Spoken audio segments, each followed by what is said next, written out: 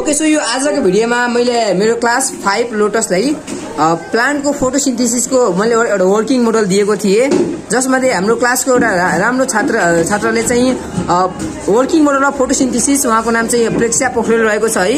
उहाँले बनाएर ल्याउनु भएको छ, जुन चाहिँ रियल लाइफमा रहेको छ है। सो अब नेक्स्ट साउन्ड चाहिँ उहाँको हुन्छ, उहाँले बोल्नुहुन्छ है। एक्सप्लेन गर्नुहोस् त प्रेक्षा।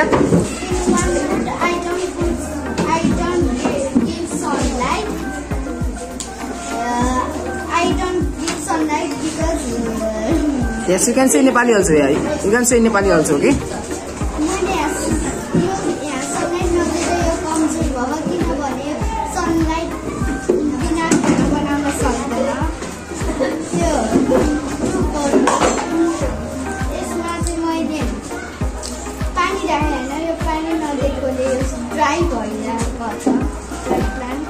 Okay, third ma चाहिँ के छ?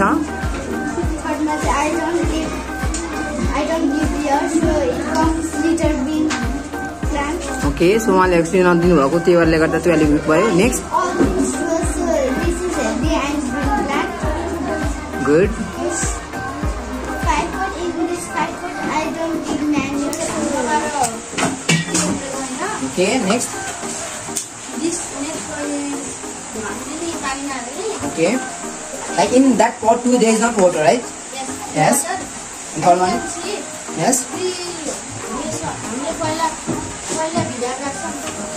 Yes. Yes. Yes. Okay, good. Plant number 4. This is the most important plant. Okay. Yes. Yes. Plant number 5. This second most important. This sunlight Yes. यो एक नम्बरको प्लान्ट Okay. यसमा carbon छैन, त्यसैले होला यति सानो लाग्छ। यदि फर्स्ट नम्बर 2 मा चाहिँ पानी हालेर पानी हाल्दा अल सबै हाल्यो, त्यो भएर यो पानी हालेको भएछ। नम्बर 2 हो, यसले चाहिँ हाम्रो लागि हो। Yes. Okay. Okay. Okay. Pot number 4 मा के छ? Part number 4 मा सबै चीज गरिन्छ।